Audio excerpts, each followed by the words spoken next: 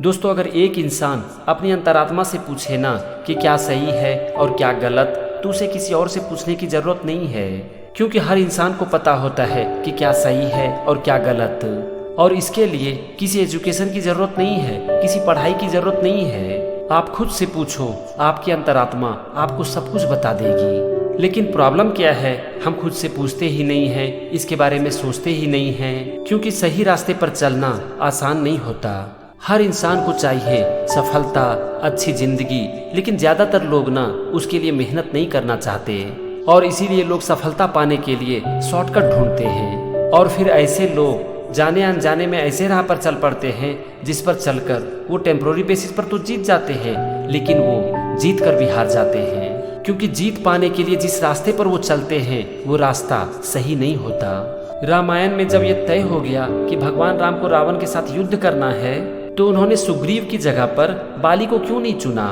सुग्रीव की तुलना में बाली बहुत ही शक्तिशाली था।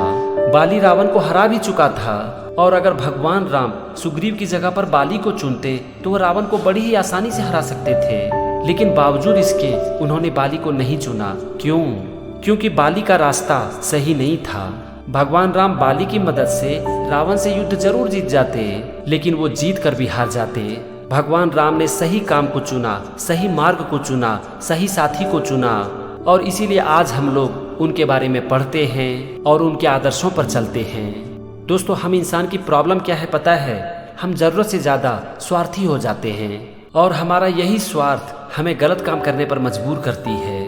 दोस्तों, जब हम गलत रास्ते पर चल पड़ते हैं ना, तो उसका परिणाम कभी भी अच्छा नहीं होता। श्रीमद् भगवद गीता के दूसरे अध्याय के 38वें श्लोक में भगवान श्री कृष्ण अर्जुन से कहते हैं, सुख दुखे समे कृत्वा लाभा लाभो जया जयो ततो युद्धाय युज्यस्व नैनम पापम वाप्स्यसि।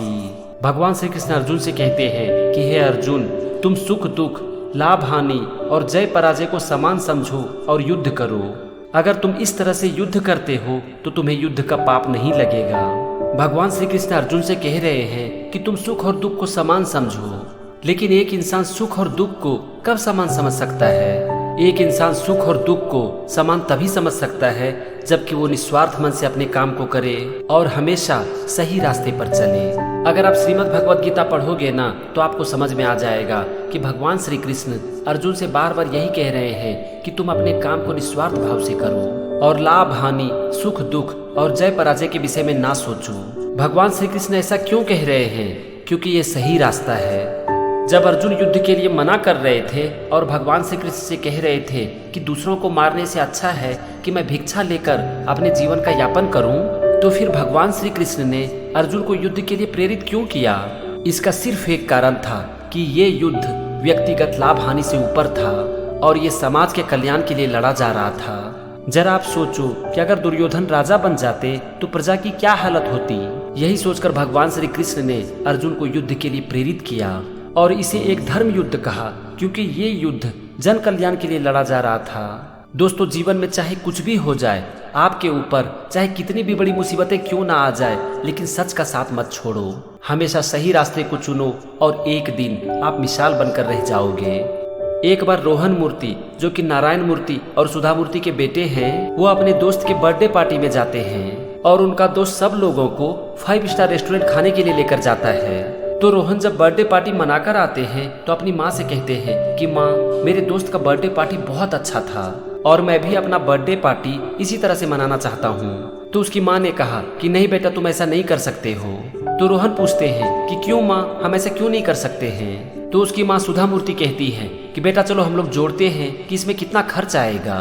तुम्हारे साथ कम से कम 50 दोस्त आएंगे और हर दोस्त पर कम से कम 1000 रुपया खर्च होगा। तो इसका मतलब है कि तुम्हारे बर्थडे पार्टी में 50,000 रुपया खर्च हो जाएगा। उन्होंने आगे कहा कि रोहन, हमारा जो कार ड्राइवर है उसके 2 बच्चे हैं और उनके स्कूल का फीस है 10,000 रुपये। अगर तुम उन्हें 20,000 रुपये दे देते हो तो उनके बच्चे एक अच्छे स्कूल में पढ़ पाएंगे।